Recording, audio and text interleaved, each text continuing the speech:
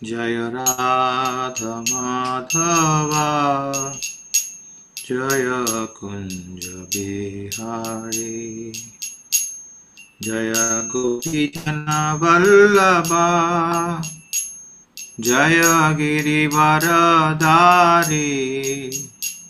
जय गिरिवरधारी जय यशोदानंदन व्रज जनरंजन यशोदानंदन व्रज जनरंजन यमुना तीरावनचारी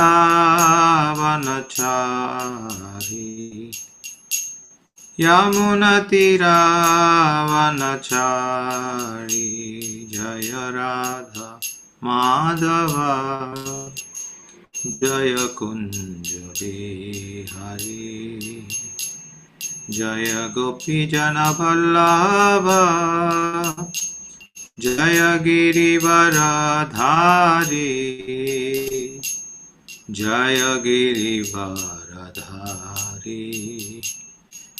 यशोदानंदन व्रज जनरंजन यशोदानंदन व्रज जनरंजन यमुना तीरावनचारी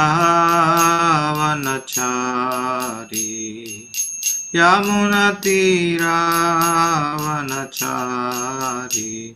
हरे कृष्ण कृष्ण कृष्ण हरे हरे हरे राम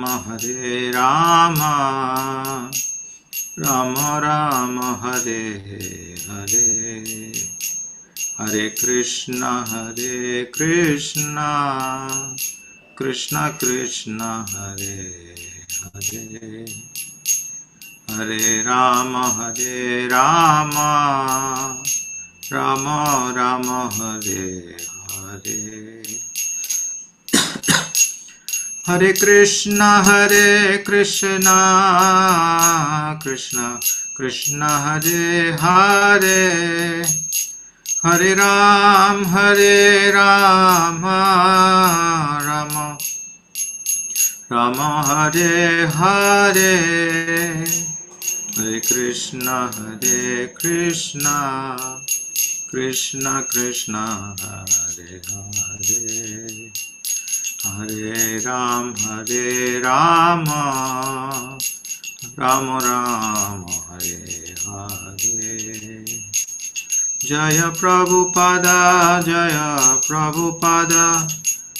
प्रभुपादा जय प्रभुपादा निताय गौर हरि बोल हरि बोल हरि बोल हरि बोल।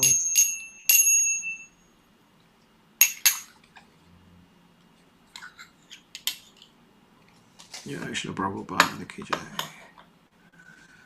ओम नमो भगवते वासुदेवाय ओम नमो भगवते वासुदेवाय ओम नमो भगवते वासुदेवाय। नारायणं नमस्कृत्य नरं चैव नरोत्तमं देवीं सरस्वतीं व्यासं ततो जयमुदीरयेत् नष्टप्रायेषु भद्रेषु नित्यं भागवत सेवया Bhagwati उत्तमश्लोके भक्तिर्भवति नैष्टिकी।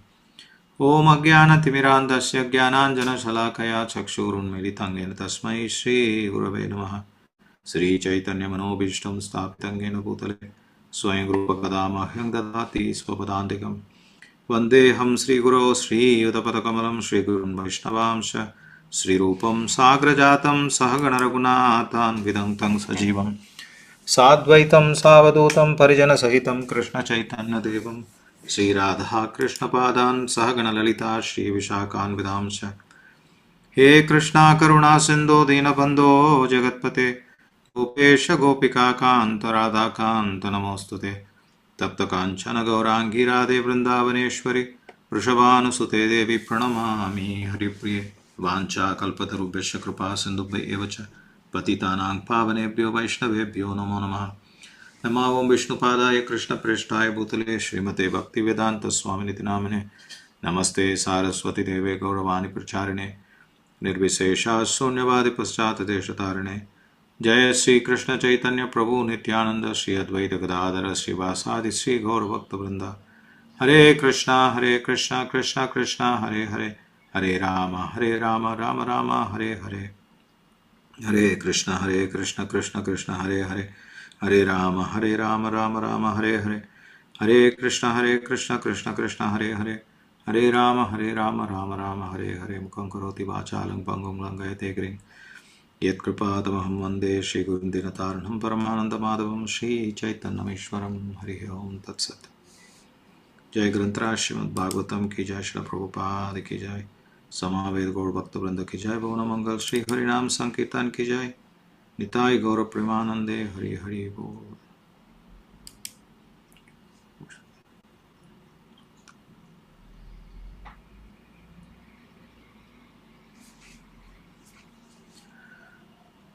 Hare Krishna, thank you for joining again for the continuation of our reading from Srimad Bhagavatam.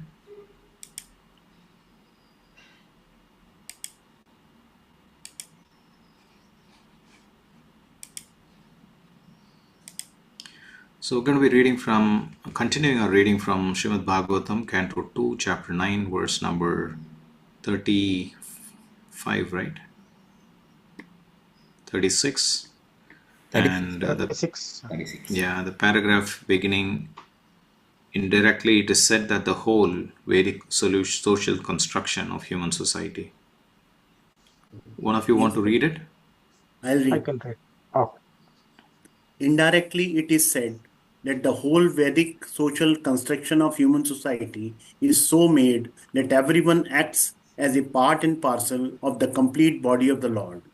The intelligent class of men, or the Brahmanas, are situated on the face of the Lord. The administrative class of the men, or Kshatriyas, are situated on the arms of the Lord.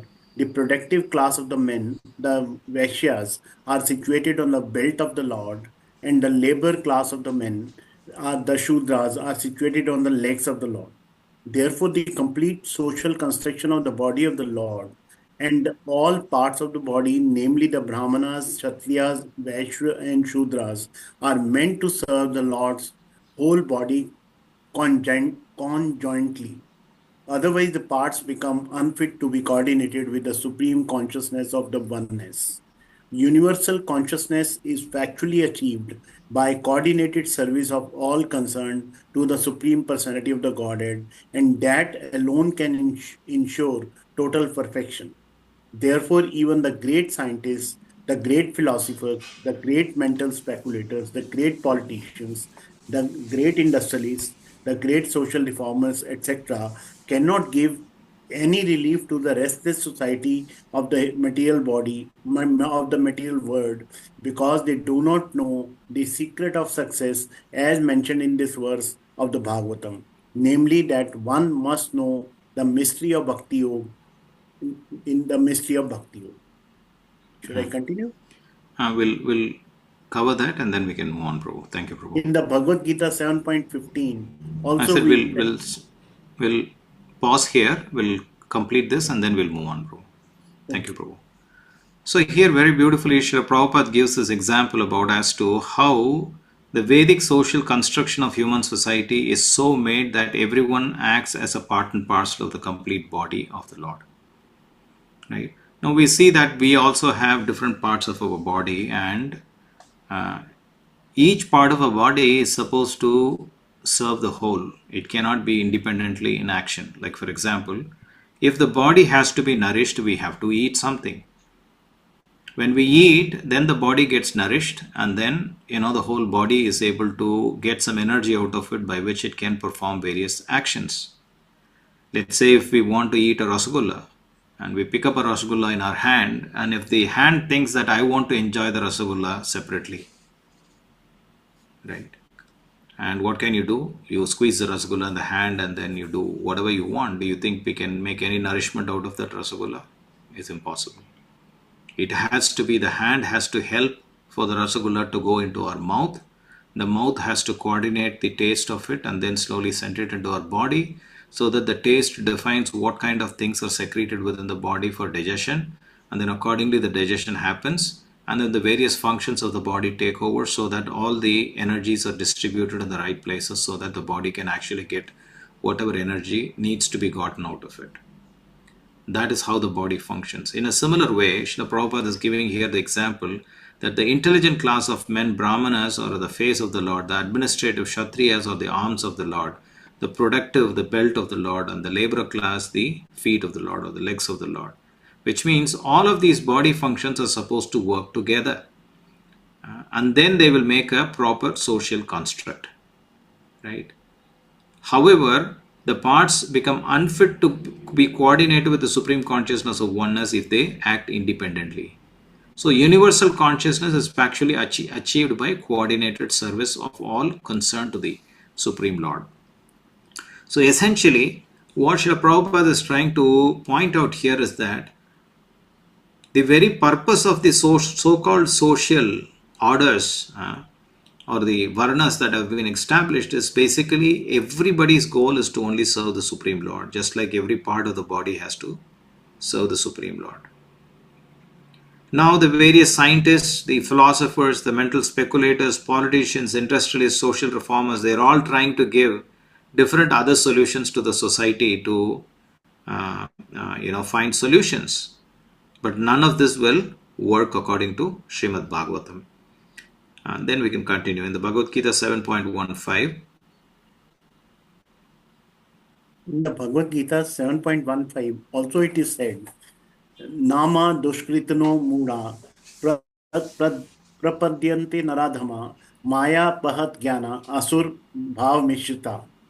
Because the so-called great leaders of human society are ignorant of this great knowledge of Bhakti Yoga and are always engaged in ignoble acts of sense gratification, bewildered by the external energy of the Lord. They are stubborn rebels against the supremacy of the Supreme Personality of the Godhead, and they never agree to surrender unto Him because they are fools, miscreants, and the lowest type of human beings.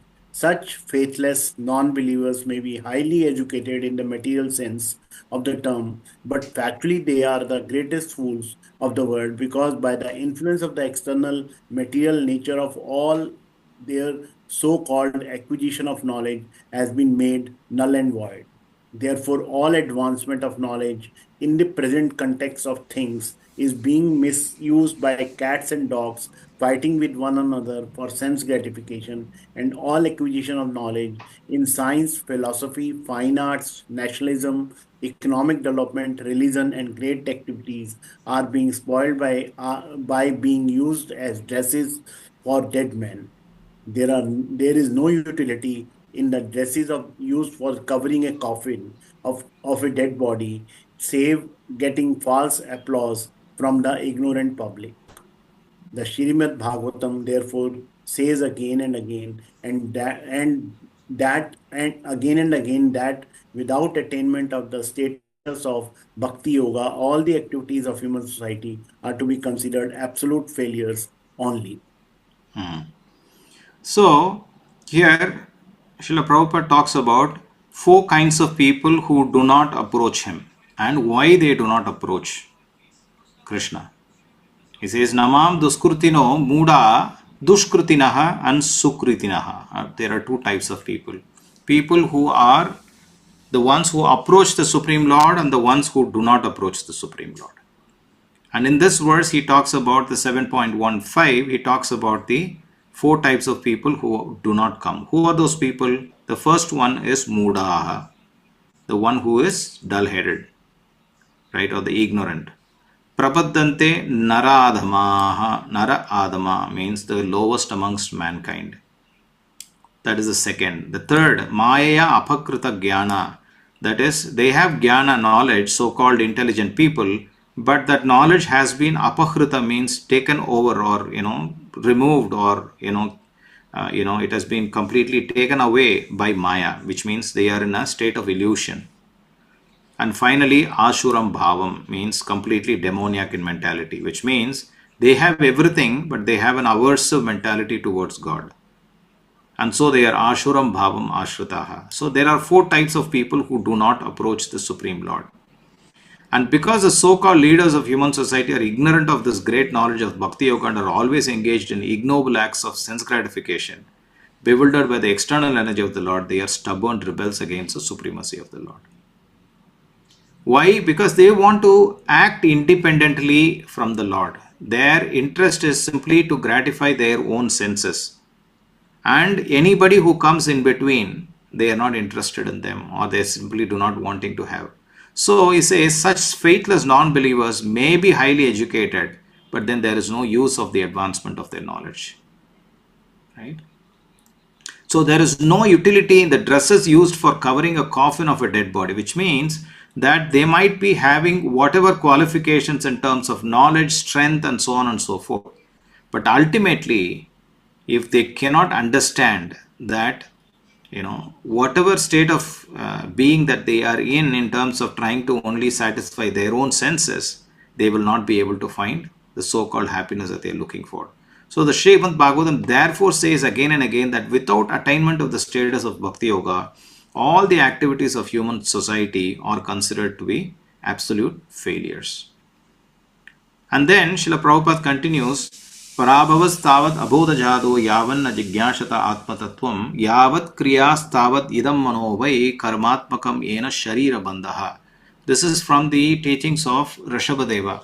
Rishabhadeva is instructing his 100 sons in the 5th canto, 5th chapter of the Srimad Bhagavatam. As long as one is blind to inquiring after self-realization, all material activities, however great they may be, are all different kinds of defeat, because the aim of human life is not fulfilled by such unwanted and profitless activities. Just in the interest of time, I'm just reading it myself and explaining it so that we can move forward. There is one more verse to cover, so that we don't have to read it twice. So, as long as one is blind to inquiring after self-realization, the very purpose of human society is to inquire into self-realization. Atato Brahma Jigyasha. That if one has human body, the very purpose of human body is to inquire about Brahman. Like if somebody has a car, what is the use of a car? The car is a vehicle, is a transport system. It has to take a person from one place to another. But if one does not use the car for that purpose, and if he uses it for some other purpose, then what is the use of the car? Right? The car is not just a toy to take pictures or just to play around, or you cannot, use the car to do other things which what it is not made for. So one has to use for the function that it has been made for. So here he says the function of the human body is to attain freedom from material bondage. So what should we do with the human body? We should use it to get free from material bondage. But what are we currently doing? We are simply performing activities so that we can be again and again bound in other types of bodies. That is all. Right? So his mind will be overwhelmed in the whirlpool of matter, and thus he will continue to be engaged in material bodies life after life. Evam manaha karma vashang prayunkte avidyayatmani upadiyamane pritirna yavan mayi vasudeve na muchyate deha yogena tavat. That is, it is one's mind that generates different kinds of bodies for suffering, different kinds of material pangs. This is a very interesting point. This is again from the next two words of the Srimad Bhagavatam. The first one was 5.5.5, this one is 5.56. As a continuation, Rishabhadeva is explaining here that it is one's mind that generates. Sparsha, it is the mind that creates the so-called needs and the so-called wants of our life. Right? So as long as the mind is absorbed in fruitive activities, dhyayate vishayan pumsaha, the mind is understood to be absorbed in nescience, which means when we are absorbed in the sense objects and the sense objects simply for the gratification of our senses, then we are in ignorance. And then what happens because of that? We get one body after another. To become absorbed in the transcendental name, quality, form and activities of the Supreme Person, Vasudeva, means to change the temper of the mind from matter to absolute knowledge.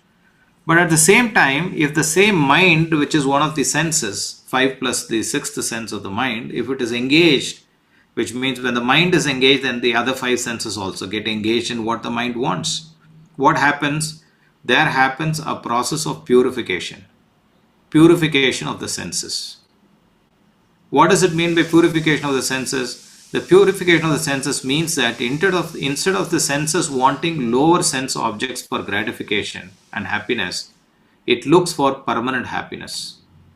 And that permanent happiness can be gotten only by serving the Supreme Lord.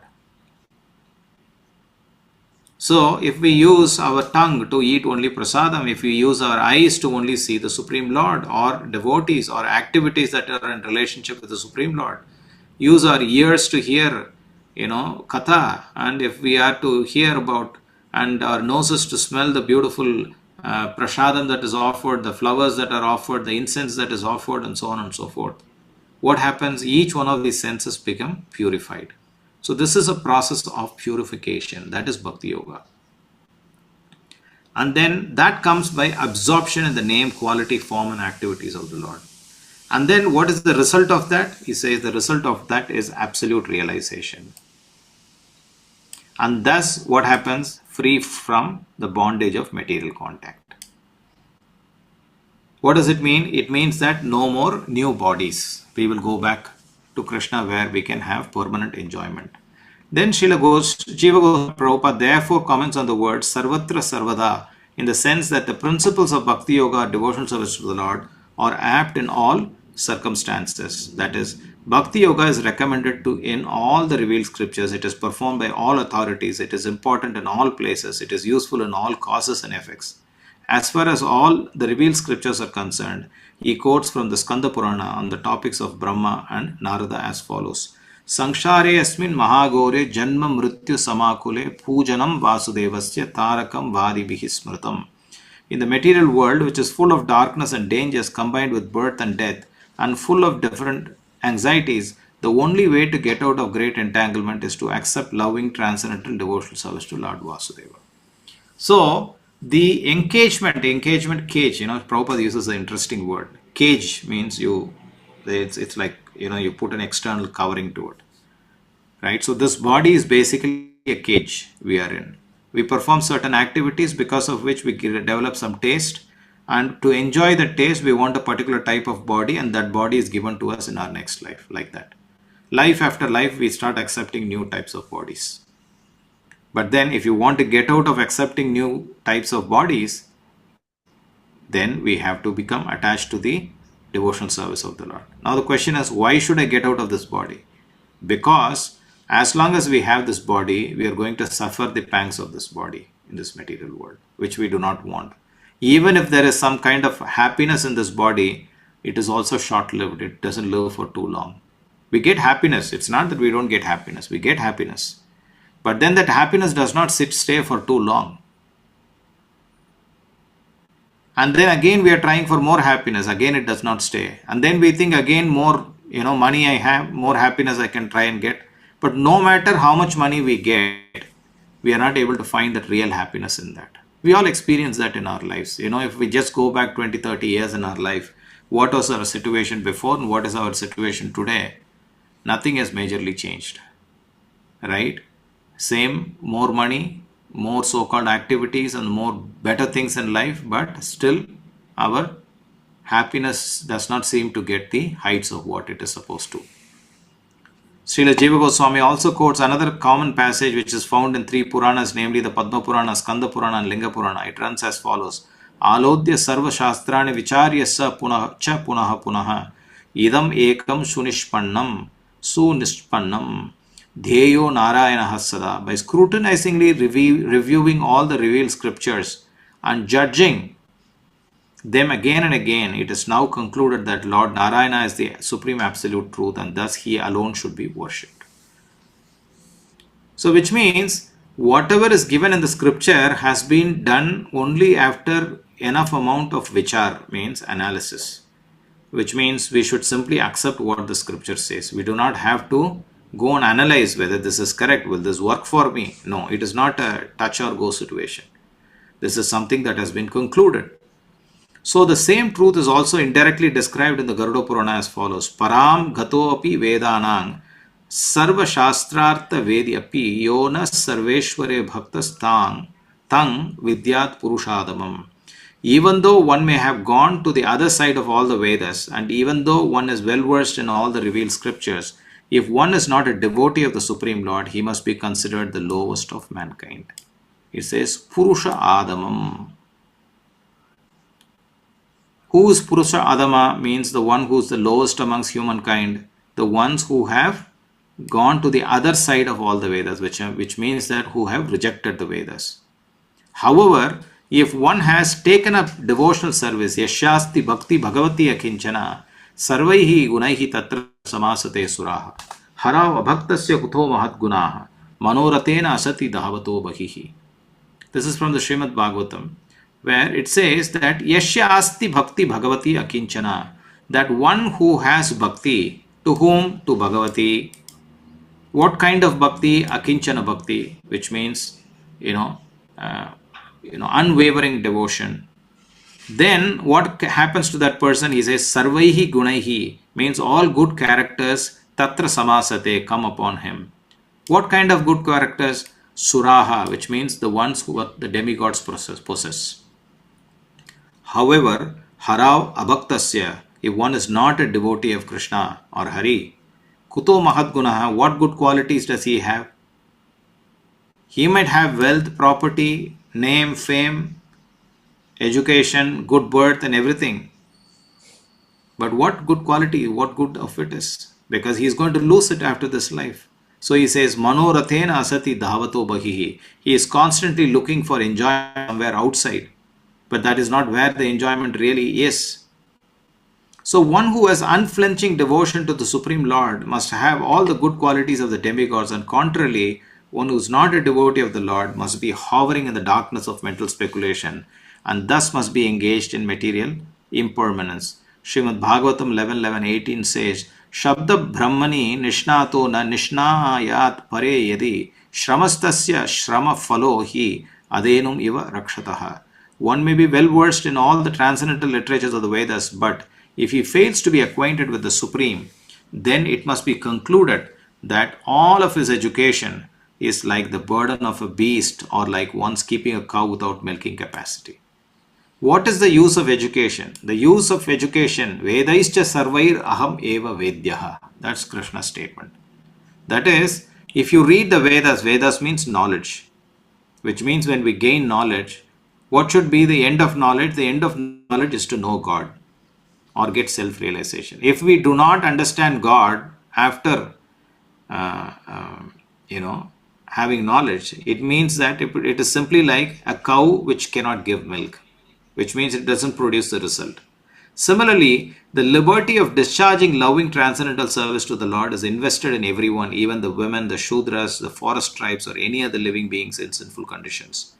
Tevai vidanti ati taranti cha deva mayang stri shudra hunar sabara api papa jivaha yadi adbhuta krama parayana shila shikshas tiryak jana api kimu shruta dharana ye. The lowest of human beings can be elevated to the highest stage of devotional life if they are trained by the bona fide spiritual master. So what is that we need for us to get to that position from where we are, which means the lowest among mankind, to become the highest among mankind? Anybody can be trained. But what do we need? We need a good coach. We need a master. What kind of a master? We need a spiritual master. What kind of a spiritual master do we need? We need a bona fide spiritual master. There are so many spiritual masters, but then are they coming in the parampara? Are they speaking the verses of the scripture according to what it is being said, or are they concocting it? That is important, right? That's why here he says, well versed in the transcendental loving service of the Lord, that kind of a spiritual master. So if the lowest can be so elevated, then what to speak of the highest who are well versed in the Vedic knowledge? The conclusion is that devotional service to the Lord is open for all regardless of who they are. That is the confirmation of this application for all kinds of performance of the service. Therefore, the devotional service of the Lord with perfect knowledge through the training of a bona fide spiritual master is advised for everyone, even if one happens not to be a human being. This is confirmed in the Garuda Purana as follows. Kita, Pakshi, Mriganam cha, Harau Sanyasta Chetasam, Urdhvam eva gatim manye kim punar jnaninam nirnam. Even the worms, birds, and bees are assured of elevation to the highest perfection of life if they are completely surrendered to the transcendental loving service of the Lord. So, what to speak of the philosophers amongst the human beings? So, anybody can take advantage of devotional service. That is the essence of it. It doesn't matter, oh, do I have the qualification? Will devotion come to me?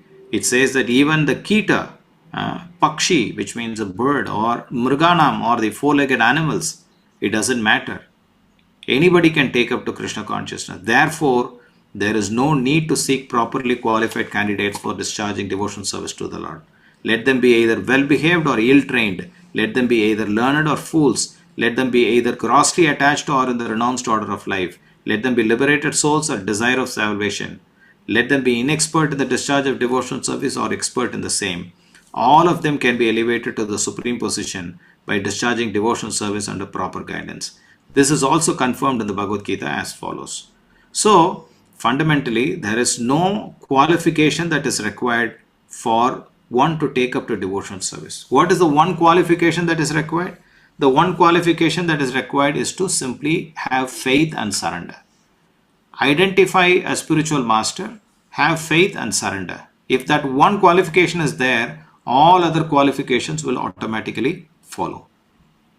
Bhagavad Gita 9:30-32 as follows. Apichet sudhuracharo bhajate mam ananya bhak sadhureva samantavyaha samyak vyavasitito hi saha mam hi patta vyapashritya episyu papayonayaha striyo vaishyas tada shudras te api yanti param gatim. So in this verse we can see that Krishna says even if a person is fully addicted to all sorts of sinful acts, if he happens to be engaged in the loving transcendental service of the Lord under proper guidance, he is to be considered the most perfectly holy man without a doubt. So it doesn't matter. As long as one is fixed on the goal that I want Krishna, I want to attain the ultimate goal of this life. Sometimes he might make a mistake, but then he will be able to rebound. And thus, any person whatsoever and whosoever he or she may be, even the fallen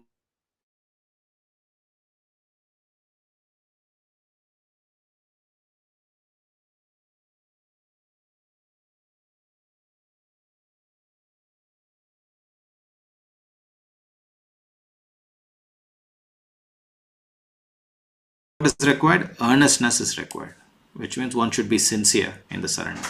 This sincere earnestness is the only qualification that can lead one to the highest perfectional stage of life.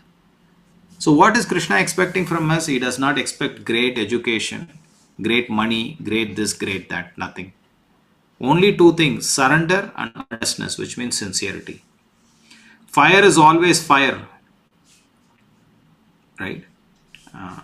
No. This sincere earnestness is the only qualification that can lead one to the highest perfect state. And until such real earnestness is aroused, there is a difference between cleanliness and uncleanliness, learning or non-learning in the material estimation.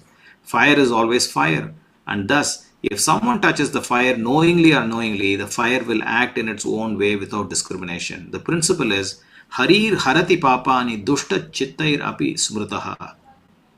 The all-powerful Lord can purify the devotee of all sinful reactions, just as the sun can sterilize all sorts of infections by its powerful rays. So Srila Prabhupada is giving a wonderful example here that a fire or sun does not make any discrimination. That if we simply put anything in fire, it doesn't make any differentiation. What to speak of that? The sun rays, it doesn't make any differentiation of what it is absorbing water from, whether it is a good body of water or a bad body of water, or it is stool. It simply absorbs it out of all sinful. So similarly, a devotee can be purified of all sinful reactions simply by coming in contact with the Supreme Lord or his devotees. So, attraction for material enjoyment cannot act upon a pure devotee of the Lord. There are hundreds and thousands of aphorisms in the revealed scriptures. Atma Ramascha Munayaha, even the self-realized souls are also attracted by the transcendental loving service of the Lord. Kechit Kevalaya Bhaktya Vasudeva Parayanaha. Simply by hearing and chanting, one becomes a great devotee of Lord Vasudeva. Nachalati Bhagavat Padaravinda Lavani Mishardham Apicha Vaishnava Griyaha. A person who does not move from the lotus feet of the Lord even for a moment or a second is to be considered the greatest of all Vaishnavas. Bhagavat Parshadatam Prapte Mat Sevaya Pratitam Te. The pure devotees are convinced of attaining the association of this personality of Godhead.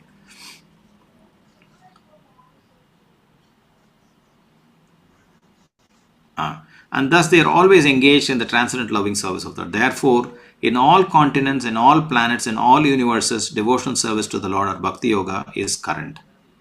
And that is the statement of the Srimad Bhagavatam and allied scriptures. So, which means what? Now, first of all, he said there is no discrimination of which body that we are in. And then he said whatever state of being that we are in, that is also not a discrimination. Now, it doesn't matter what time we are in. Oh, scriptures were so many years old, so it was relevant at that time, but now it is not relevant. It's not like that. They are always relevant. Whether it was 5,000 years back or it is today, the scripture will be completely relevant. And then it will also be relevant in all places. Everywhere means in every part of the creation of the Lord. It's not that it is relevant only to India. Some people say Bhagavad Gita is relevant to India, but it is not applicable to America. Because our culture is different, your culture is different. That is not so.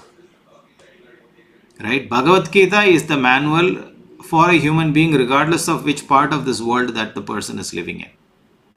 Right? So the South Indian Brahmana who served the Lord simply on the strength of his mind also factually realized the Lord. Now there is this beautiful story of Brahmana. What did he do? He did not have anything, any wealth in his hand. So one day he was sitting on the banks of river Godavari and he was thinking, oh, here is my Lord and I'm nicely giving him a bath, I'm making him a nice dress, I'm decorating him. Now that I have decorated him, I'm going to show him Shringar Arati. Then he shows Shringar Arati. Then now that I have shown him Shringar, I need to give him some offering. And so he makes an offering. So he lights up the stove. And then he is putting the milk in and putting some rice that go in the bhog. And then he is cooking nicely a sweet kheer. And then now is the time that the sweet kheer is nicely cooked and it is time for him to offer it. So he is touching the sweet kheer and seeing whether it is hot. But in reality, he had nothing. He was just sitting there. There was no stove, there was no milk, there was no rice. There was no deity form of the Lord. But he was doing all of these things in his mind itself. And thinking like that in the mind, he put his finger inside the bowl and suddenly he took out his finger. It said, it's so hot. And when he looked at his finger was burnt. But there was no fire, there was no milk, there was no stove, there was no nothing. How did his finger get burnt? So when he was so deeply engrossed and involved and engaged in the service of the Lord, whatever he was thinking, all of them were actually happening in front of him. And so he could feel the heatness of the milk and the Lord accepted it. And so we can understand that there is no fundamental qualification that is required. Even if one says that I don't have anything, even if you can simply offer your mind in service to the Lord, that is enough. And that is the beauty of devotional service. So there is no reason that we can give saying that I do not have a qualification, I do not have the resources, I do not have this, I do not have that. In any condition, one will be able to serve the Lord. We see some devotees, in Russia. In Russia, it is not very easy to perform devotional service. So when they were doing devotional service, they were caught by the government and put behind bars. But even after putting behind bars, they cannot stop doing devotional service. So what did they do? They wanted to chant their rounds of japa, Hare Krishna, Krishna Krishna, Hare Hare, Hare Rama, Rama Rama, Hare Hare. So what did they do? They did not have the beats to chant the Hare Krishna Mahamantra. So every day when there was bread that was given for them for their food, they would take a small piece of the bread and make a small ball out of it and make it dry nicely. And like that they made 108 balls of the bread that they had. And then they tied it with a small thread or a rope that they had. And then they made a nice bead out of it. Nicely dried and nicely, strong and started to chant with those beads. So if one wants to do devotional service, this is right in the jail. This is not some imaginary story. This is a story that happened. This is an event that happened really. that devotees, they started to chant right inside. It's called, there's even a book that has been written, it's called Salted Bread. Right? If you read that, we can understand the entire life of this devotee, how he spent his life in the jail, but still practiced his Krishna consciousness. So, Srimad Bhagavatam explains that devotional service is ahaituki apratihata. Ahaituki apratihata means that it can never be stopped. There is nothing that can stop devotional service. If one wants to do devotional service in any condition, he can do devotional service. Dhruva Maharaj was just 7 years old and he was doing devotional service in the forest. Prahlad Maharaj was tortured by his own father with snakes and poison and being thrown and with fire and everything. But he continued to perform devotional service. So all of these examples we can see that how there is no material thing that can stop us from performing devotional service. Right? So the Lord can be served by any ingredient, even the most common commodity, a flower, a leaf, a fruit, or a little water, which are available. Patram, pushpam, phalam, toyam. So whether it is patra, pushpa, phala, and toya, one can offer it. And that is available everywhere without any cost. And thus the Lord is served universally by the universal entities. He can be served simply by hearing. He can be served simply by chanting or reading about his activities. He can be served simply by adoring him and accepting him. In the Bhagavad Gita, it is stated that one can serve the Lord by offering the result of one's own work. It does not matter what one does. Generally, men say that whatever they are doing is inspired by God, but that is not all. One should actually work on behalf of God as a servant of God. The Lord says, Yat karoshi, yat asnashi, juhoshi dadasiyat, yat apasyasi kaunteya, tat kurusho maddarpanam. Whatever you do, whatever you endeavor, so he says, do whatever you like or whatever may be easier for you to do. Eat whatever you may eat. Sacrifice whatever you can sacrifice. Give whatever you may give in charity. Or do whatever you may undertake in penance. But everything must be done for Supreme Lord only. If you do business or if you accept some employment, do so on behalf of the Lord. Whatever you may eat, you may offer the same to the Lord and be assured that he will return the food after eating it himself, and then we can honor it as prasadam. He is the complete whole, and therefore whatever he may eat as offered by the devotee is accepted because of the devotee's love. But again, it is returned as prasada. So Krishna, what does he take? He doesn't take your offering and then say thank you very much. No, he gives it back to us as prasadam. But what does he really accept? He accepts our love. Right? In other words, be a servant of God and live peacefully in that consciousness, ultimately returning home back to Godhead. It is said in the Skanda Purana, Yashya smritya na namoktya tapo yajna kriyadishu nunam sampurnatam eti sadyo vandetam achyutam.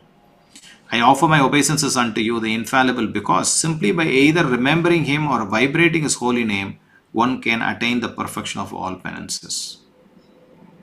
One does not have to perform great yajnas, homas, and this and that, all types of worship.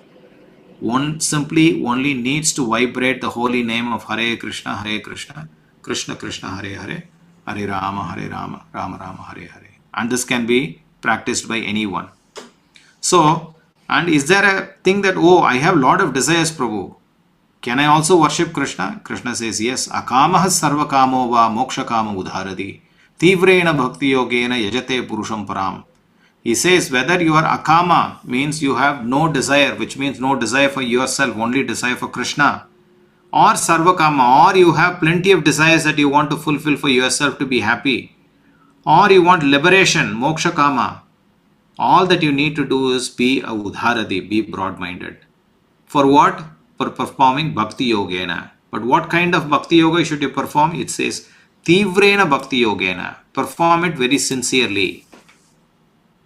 And who should you perform this bhakti yoga towards? He says Purusham Param. Do it to Krishna. If you do that, then there is no problem. So here Srila Prabhupada says, though a person be full of desires or have no desires, he may follow this path of infallible bhakti yoga for complete perfection. One need not be anxious to propitiate each and every demigod and goddess. So there is no need for us to go and pray to the demigods, you give me this, you give me that. Krishna says, I will give you. Why do you have to go here and there? And then Srila Prabhupada gives this example as by pouring water on the root of the tree, one serves and enlivens all the branches and leaves. So, by rendering service unto the Supreme Lord, one automatically serves every god and goddess without extraneous efforts. So, we don't have to go to every branch, every leaf, every fruit, every flower and water the tree. Just simply put the water in the root. Automatically it serves the entire tree. Similarly, the Lord is all-pervading and therefore service unto Him is also all-pervading. This fact is corroborated in the Skanda Purana as follows. Archite deve deva deveshe shanka chakra gadadhare architaha sarva devaha syur yataha sarvagato harihi. When the Supreme Lord, just give me one moment.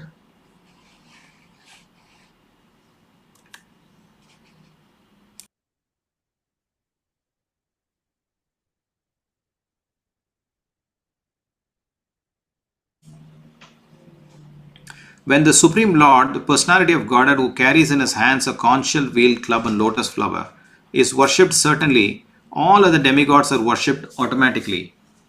Because Hari, the personality of Godhead, is all pervading.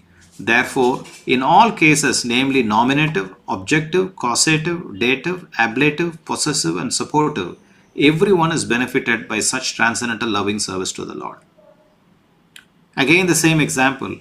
When the root is fed with water, all the branches, the flowers, the leaves and everything is fed automatically, which means whatever is one's goal, everybody will be satisfied simply by satisfying the Lord.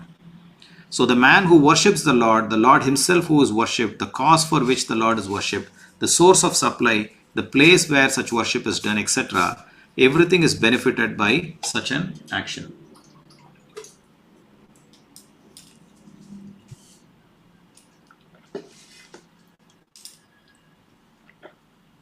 Thank you.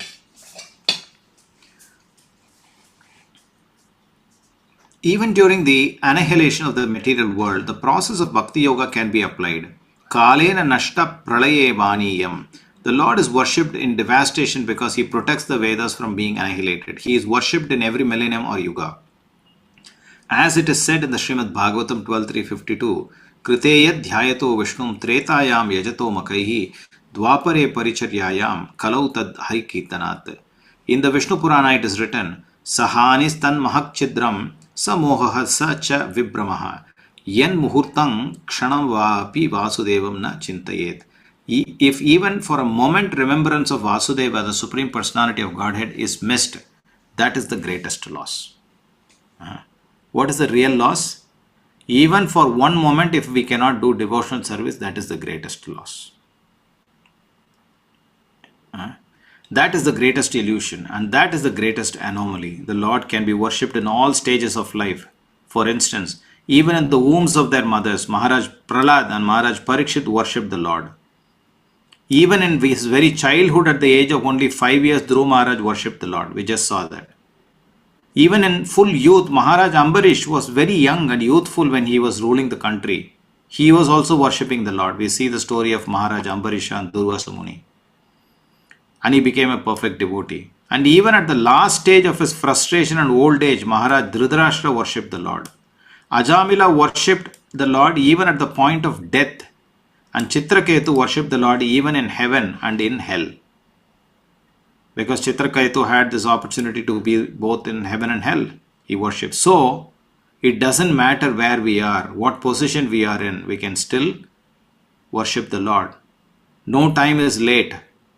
Oh, I am young, I am old, I cannot do it. No, it doesn't matter. Even if it is just one moment. Maharaj Katvanga, who was called a Muni, he was asking the Devatas, how much more time do I have in my life? The Devatas told him, you only have one moment in your life. Immediately Maharaj Katvanga, what did he do? He resigned everything within his mind and he was simply only thinking of the Lord for that one moment and finally he attained the Lord.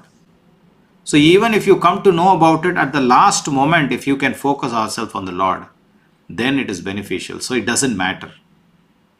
It is never too late. So in the Nrsimha Purana it is said that as the hellish inhabitants began to chant the holy name of the Lord, they began to be elevated from hell towards heaven. Durvasa Muni has also supported this view. Mucheta yen namni udite narakopi. Simply by chanting the holy name of the Lord, the inhabitants of hell became released from their hellish persecution. So the conclusion of Srimad Bhagavatam, as given by Sukadev Goswami to Maharaj Parikshit, is Etan nirvidyamananam ichchatam akuto bhayam yoginam nirupa nirnitam harer namanu kirtanam.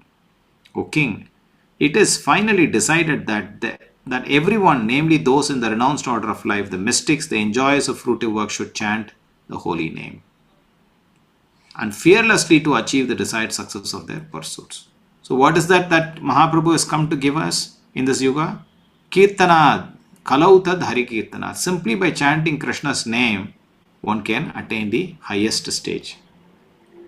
Similarly, as indicated indirectly in various places in revealed scriptures, even though one is well versed in all the Vedas and scriptures, if one is not a devotee of the Supreme Lord, the personality of Godhead is considered to be the lowest of mankind. He has jnana, but maya apakrita jnana. That is, mind's knowledge has been taken away by illusion. In the Garuda Purana, Brihan Narada Purana and Padma Purana, the same is repeated. What is the use of Vedic knowledge and penances for one who is devoid of devotional service to the Lord? Now we already saw Vedic knowledge, Vedaischa sarvair ahameva vedyaha. If we say that we have studied Vedas, then we should be able to understand Krishna. If we cannot understand Krishna and if we still claim we have Vedic knowledge, then what is the use of that Vedic knowledge? Like for example, I looked at some YouTube videos. How to make idli, how to make dosa, how to make chutney. Now I am knowledgeable how to make idli, dosa and chutney. Yes or no? I am knowledgeable.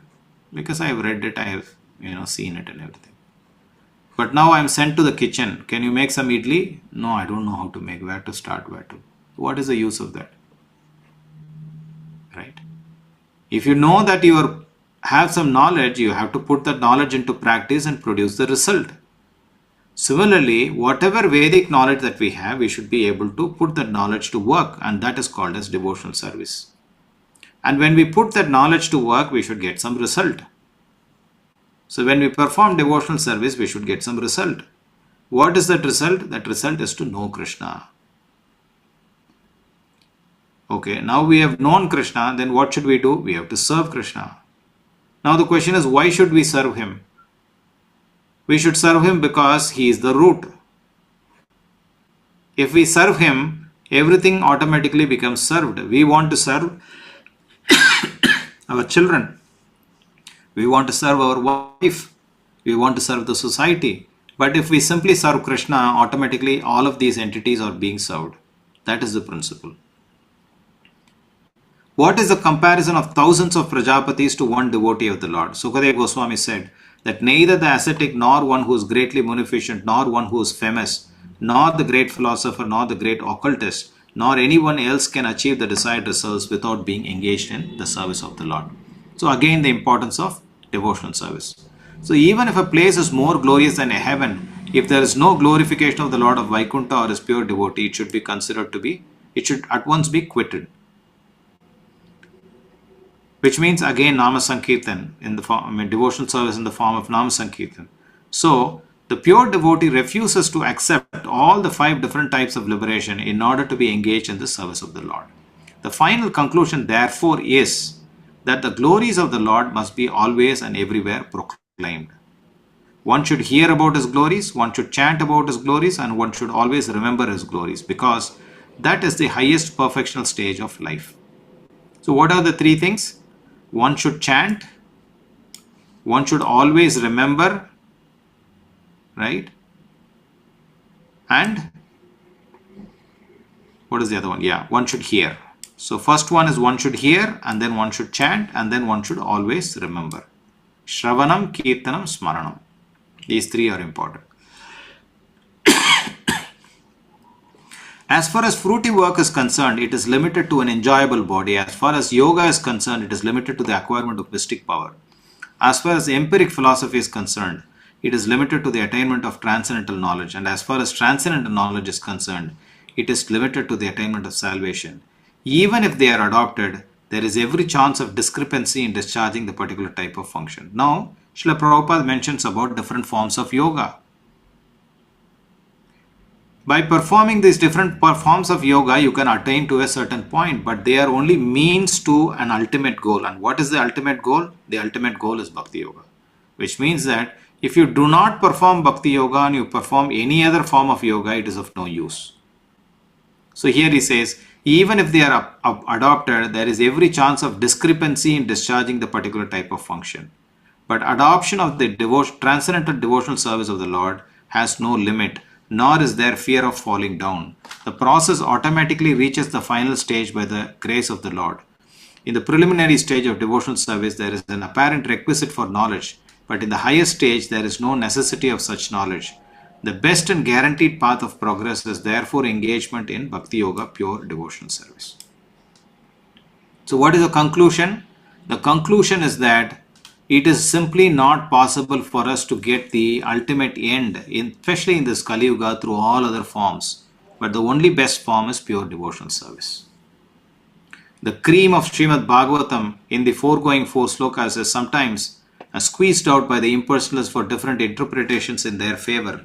But it should be carefully noted that the 4 slokas were first described by the personality of Godhead himself, and thus the impersonalist has no scope to enter into them because he has no conception of the personality of Godhead. Therefore, the impersonalist may squeeze out any interpretation from them, but such interpretations will never be accepted by those who are taught in the disciplic succession from Brahma, as will be cleared up in the following verses. Besides that, the Shruti confirms that the supreme truth, absolute personality of Godhead, never reveals himself to anyone who is falsely proud of his academic knowledge. The Shruti mantra clearly says, Katha Upanishad 1-23, Nayam Atma Pravachanena Labhyo Na Medaya Na Bahuda Shrutena Yam Evaisha Vrunute Tena Labhyas Tashyaisha Atma Vivrunute Tanum Swam. The whole matter is explained by the Lord himself as, and one who has no approach to the Lord in his personal feature can rarely understand the purport of Srimad Bhagavatam without being taught by the Bhagavatas in the disciplic succession.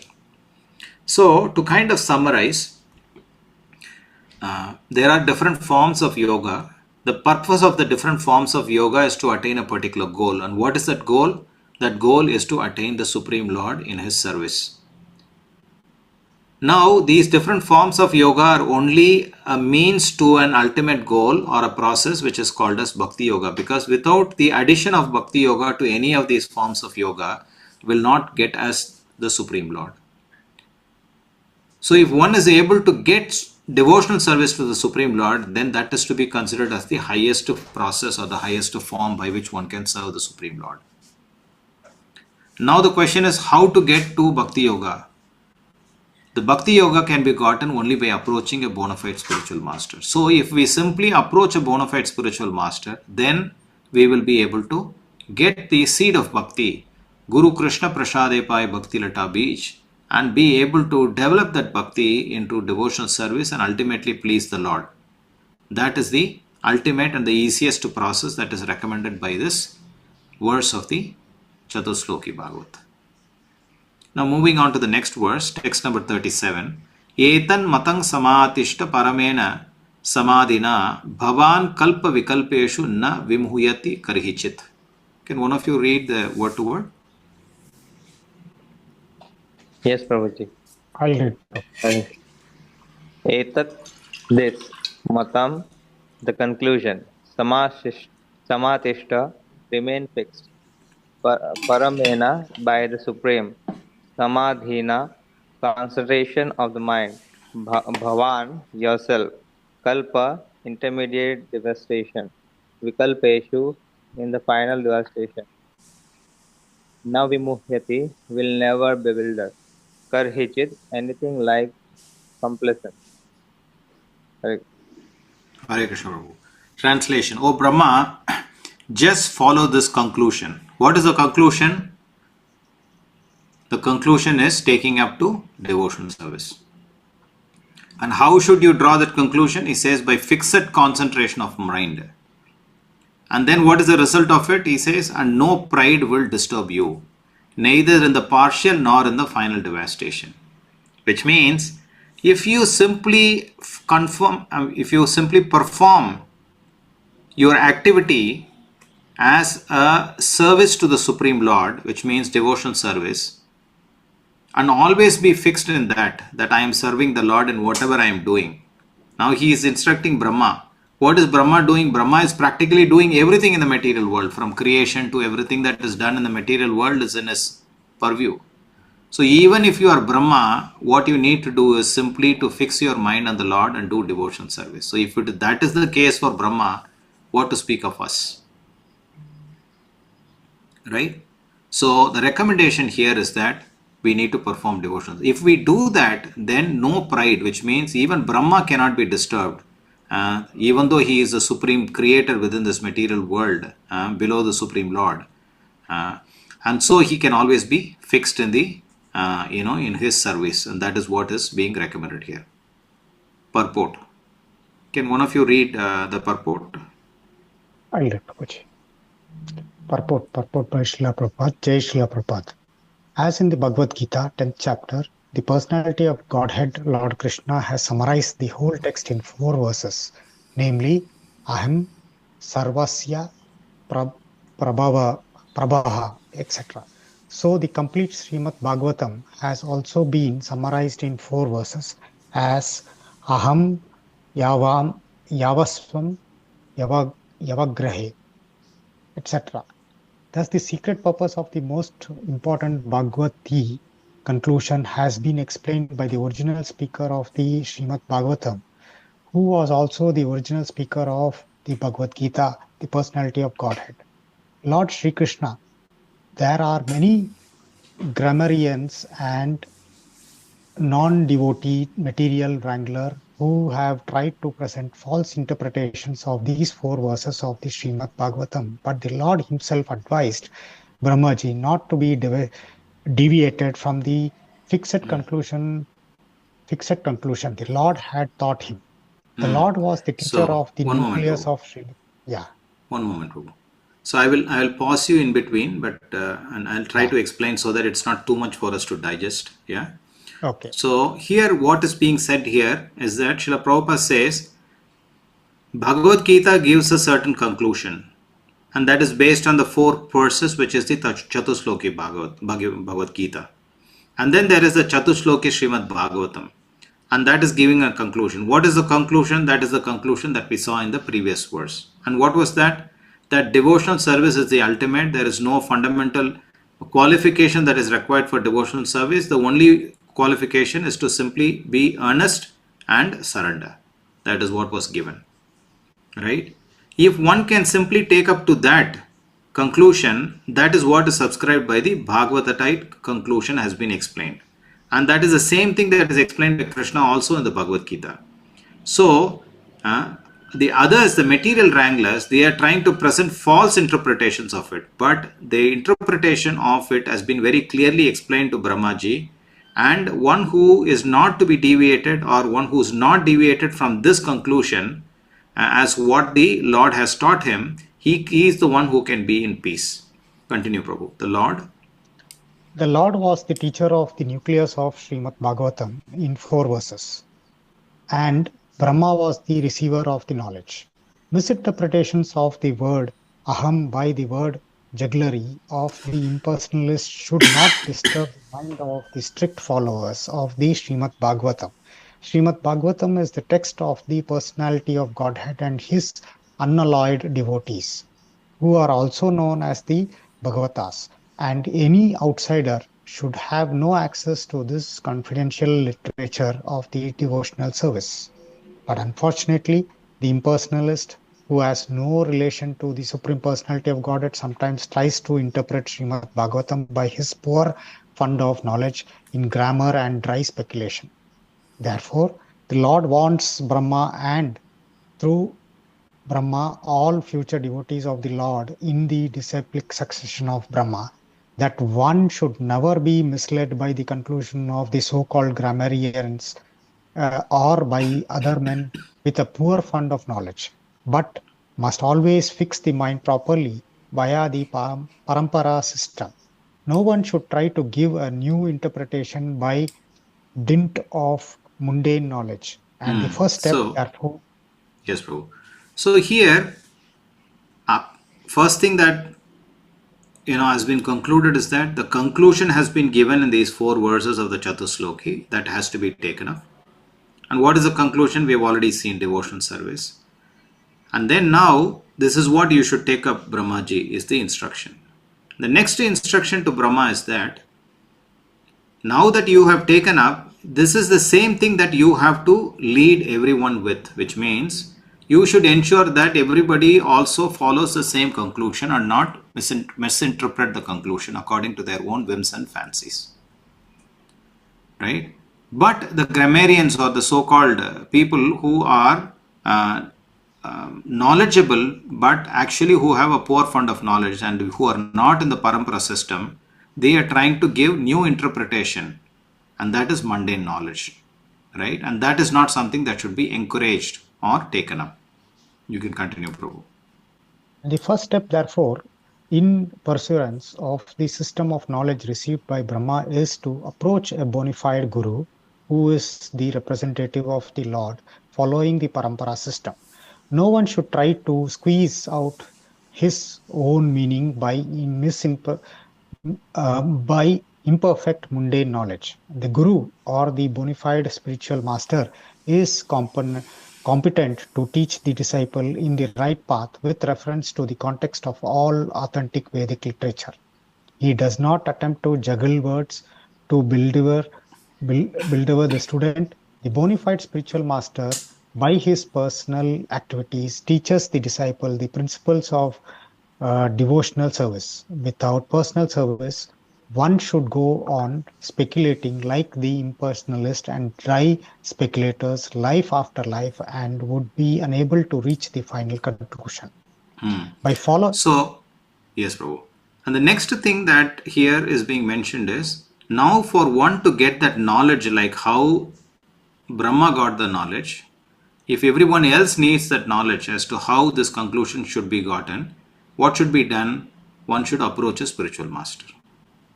So very beautifully here, step by step, the Lord is instructing, saying that, okay, the 4 verses, this is the conclusion. What is the conclusion? That the easiest way by which one can attain the ultimate goal is devotional service. That is conclusion 1.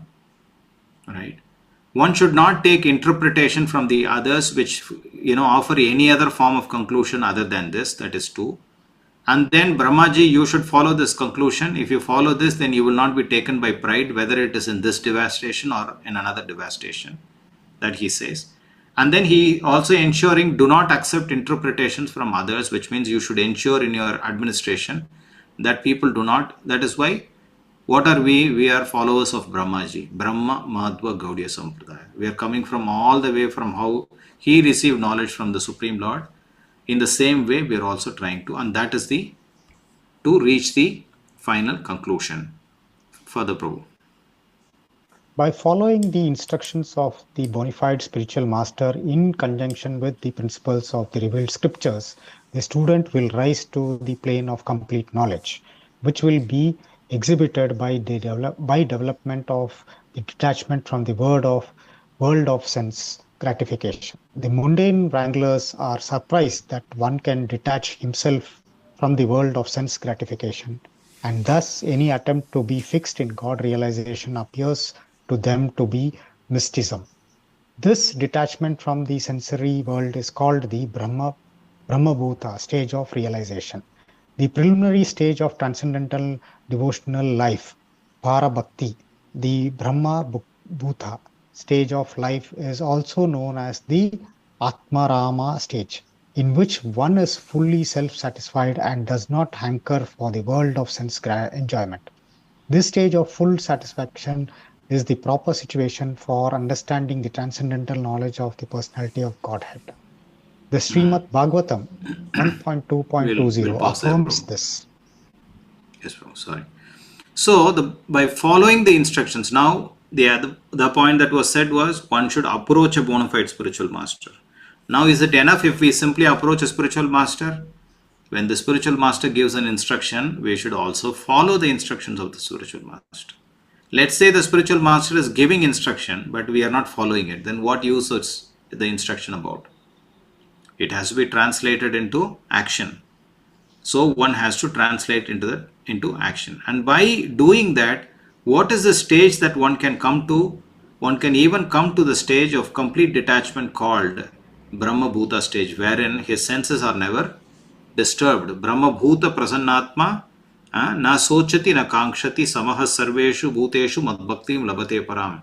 Krishna says that one who comes to that stage gets mad bhakti, my devotional service, labate param, which is the highest stage, is what is gotten.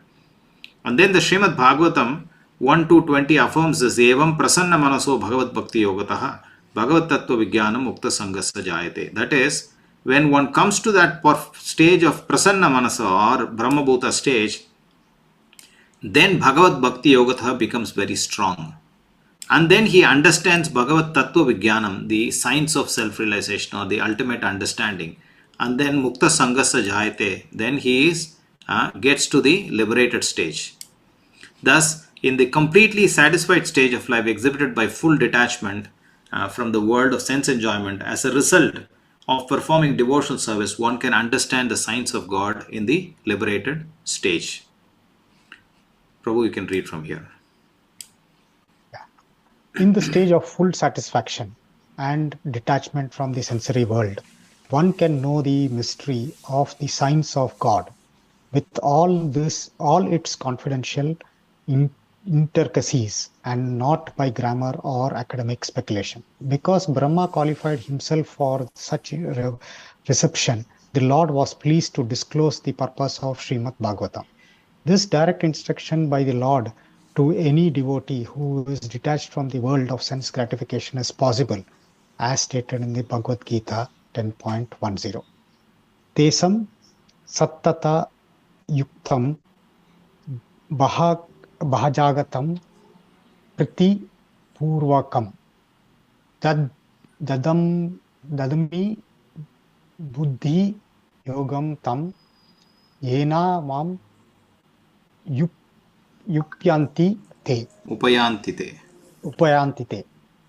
Unto the devotees who are constantly engaged in the Lord's transcendental loving service, Priti Purvakam, the Lord of his causeless mercy upon the devotee, gives direct instruction so that the devotee may make accurate progress on the path returning home, back to Godhead.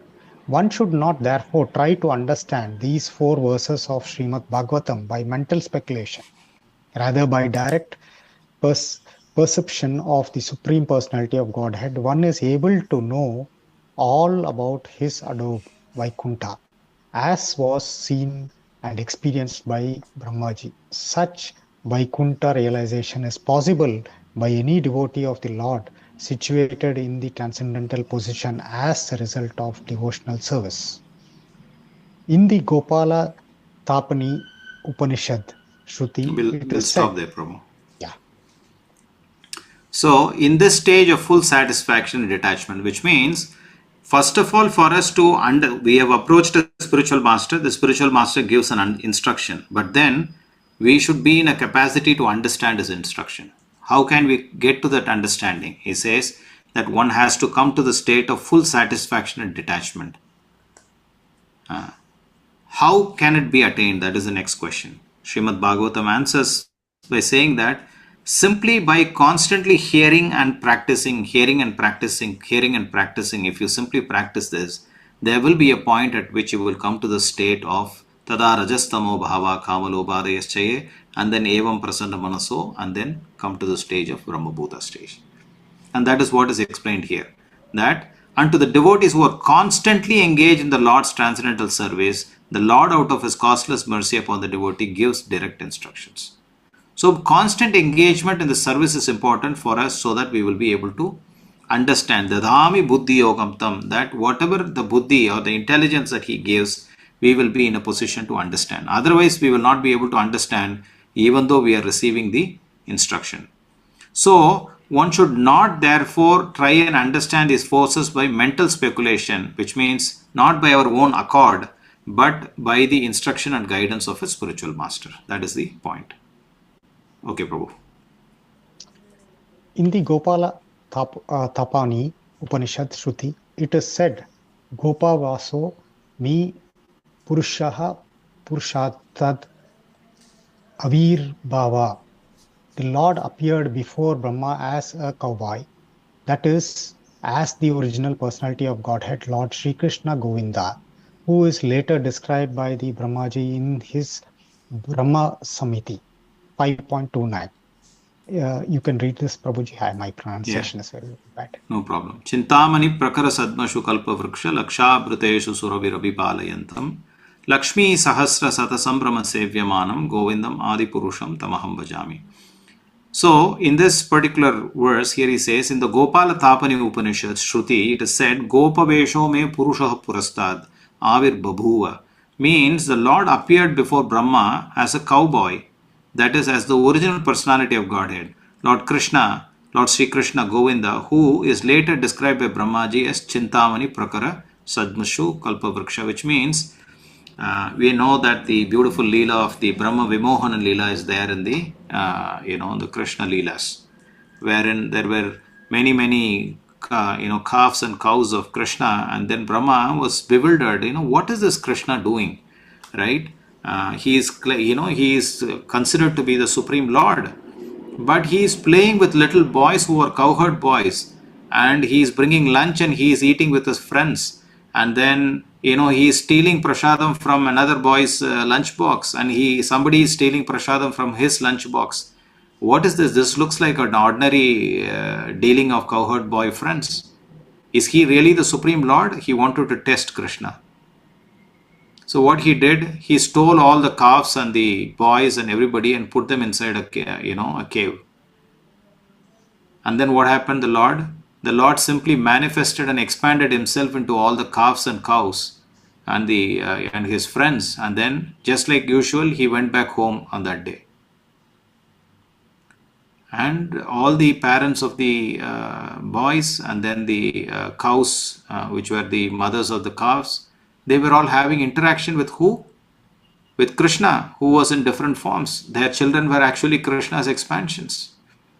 Now Brahma is sitting there and he is thinking, oh, I hid everything. What is happening there? It looks like everything is normal. There doesn't seem to be any difficulty there. He was so bewildered. Then he realized. And when he went to Krishna, he could see that every little calf and the form of the Gopas, they were all none other than the Supreme Lord himself. And then he realized his mistake, and then he fell at the feet of the Lord, saying that I made a mistake by testing you. I did not understand your transcendental nature. And at that time he sings this beautiful verse of Brahma Samhita where he says, what is the nature of the Supreme Lord? That he is Kalpavriksha, Chintamani. This spiritual word is made of Chintamani, means touchstones. It is desire trees, Kalpavriksha. And there are Laksha Brutesha Surabhir. Many Surabhi cows are there giving milk. And he is tending those cows, Abhipalayantam. And then there are Lakshmis, Sahasra, which means hundreds of thousands of Lakshmis are saving him, Satasambrama Sevyamanam, and that person's name is Govinda, and he is Adipurusha, and I worship him. So Brahma is finally coming out of his bewilderment and then accepting the Supreme Lord again as the Supreme being, right? Therefore, Lord Sri Krishna is the original form of the Supreme Lord, Krishnastu Bhagavan Swayam. This is also clear from this instruction.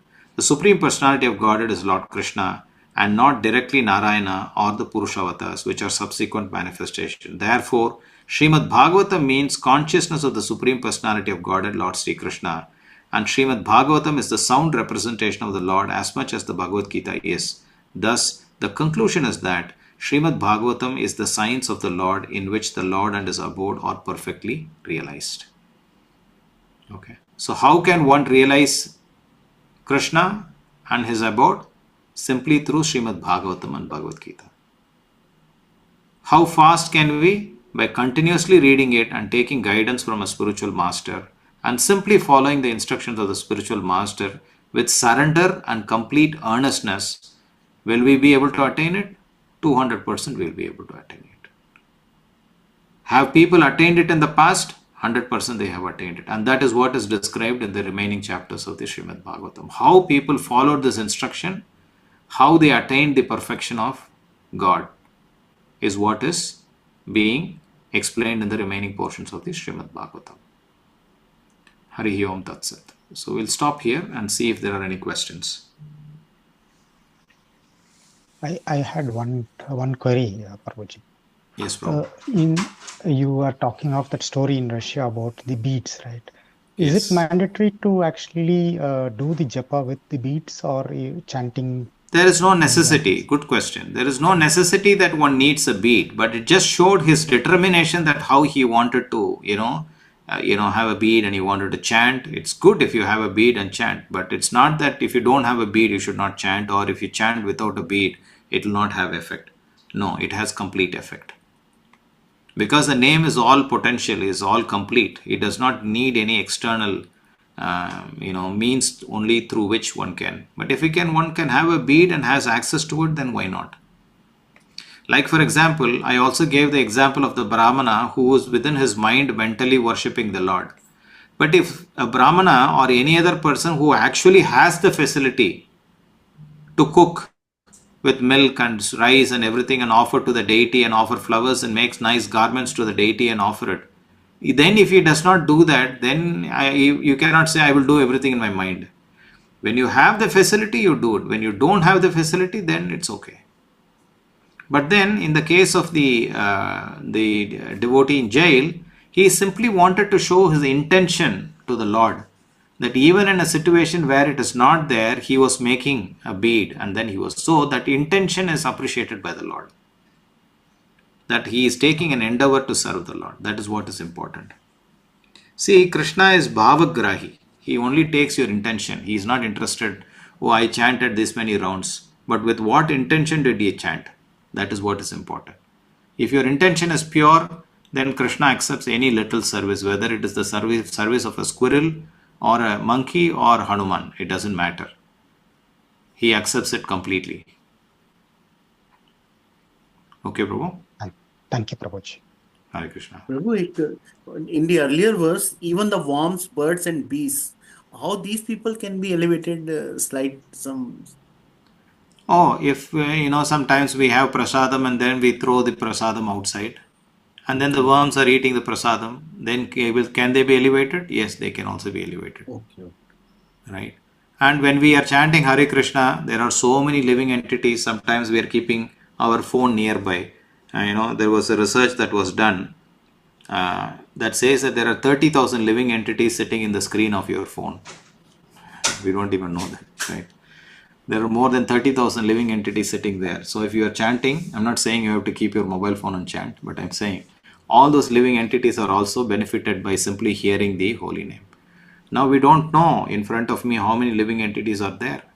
Sometimes there are trees, there are plants, and there are so many living entities which are listening to this. And will they get the benefit? Yes, they will get the benefit. That is why chanting loudly is recommended. When you loudly chant, not only you benefit, but everyone who is around you is also benefited. Like that, we can understand that even the worms can get benefit out of it.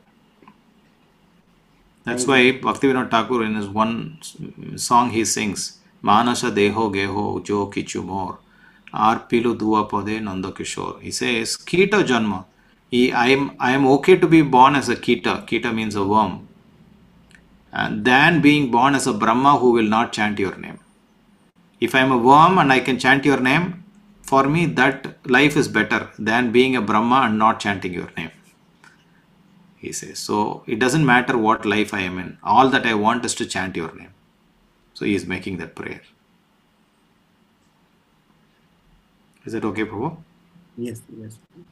Hare Krishna. Anybody else? Any question? Hare Krishna, Prabhuji. Amit Prabhu. Prabhuji, in last purpose, Srila Prabhupada mentioned, and also Lord says in the Bhagavad Gita that whatever activities we do should be offered to the Lord. So, some people, they are engaged in activity which is against the bhakti, or it's not favorable to the bhakti. So, can those results be purified if it is offered to the Lord? Actually speaking, yes, any activity that is offered to the Lord can be purified, because the moment it comes in contact with the Lord, it becomes purified. We can see that even the demons, they wanted to offer their anger to the Supreme Lord, and when they came in contact with the Supreme Lord, they also became liberated. So, Right. in that sense, anybody who comes in contact with the Lord becomes automatically liberated. But, Okay. however, being a devotee and who has knowledge, one should not offer it in that way. One should offer it in a way that it is favorable to him. Sri Rupa Goswami explains that one has to offer service in a favorable way. Right. Anukulyena Krishnanushilanam Bhakti Ruchyate, he says. It should be anukulya, which means it should be favorable, not in an unfavorable way. But Krishna is so wonderful that even if it is pratikulya, if it is not favorable, he accepts it. In the third canto of the Srimad Bhagavatam, it is description is there about how uh, Lord Varahadeva and Hiranyaksha were fighting. When both of them were fighting, Hiranyaksha, the demon, he was uttering some very nonsensical words against the Lord. But the Lord did not take it very seriously. He was just laughing at him. And he was just fighting with him, in a spirit of fight. That's all. Why? Because the Lord is the father of every living entity. He understands what, who, and what they are. So he did not take it very personally. Besides, the Lord is never affected by such words. That is the nature of the Lord. And then finally, after Hiranyaksha was killed, then what happens? Hiranyaksha also got benefited. He got a better, of course, Hiranyaksha was none other than one of his Vaikuntha servants. But then Jaya and Vijaya came as Hiranyaksha and Hiranyakashipu. But then the point is that anybody who comes in contact with the Supreme Lord gets the ultimate destination. That is the ultimate understanding that one can get, even if it is in the negative way. But then we should not ask. It seems, Prabhuji, it is easy to fight with Krishna than to become devotee of Krishna. Then what should not think? But then you should be as big as Hiranyaksha. Are you as big a demon as Hiranyaksha? No, we are not. We are insignificant. Like Right. that. Okay. Hare Krishna. Thank you. Hare Krishna, Prabhu. Anyone else? Thank you, Prabhu. Thank you very much. Thank you, Prabhu. Thank you all for your attention and patient hearing. I know there was a lot of text to cover and I did not want to drag it for too long, so I might have gone a little bit fast. But I think the essence we got it. The essence is really that ultimately, even though there are different forms of yoga, all of those forms of yoga should culminate in Bhakti Yoga. And the way to get Bhakti Yoga is through the guidance of a bona fide spiritual master. But simply getting guidance alone is not enough. One has to take that instruction and action that instruction, that is called as devotional service. And when one constantly performs devotional service, one can come to the stage of Brahmabhuta. And when one comes to the stage of Brahmabhuta, he will be in a position to understand the conclusion of the scripture. And when they actually understand the conclusion of the scripture properly, then they will be able to attain the ultimate goal, which is the Supreme Lord in his abode. This is what is the essence of what has been said in the last two verses, and in fact the previous three verses also. So this is the carry home for us, that we should take up the devotional service, we should take the guidance of a spiritual master, and we have to do it constantly, this hearing and chanting. Ultimately we will definitely get the Supreme Lord. That is the conclusion. Thank you all, Prabhu. Hare Krishna.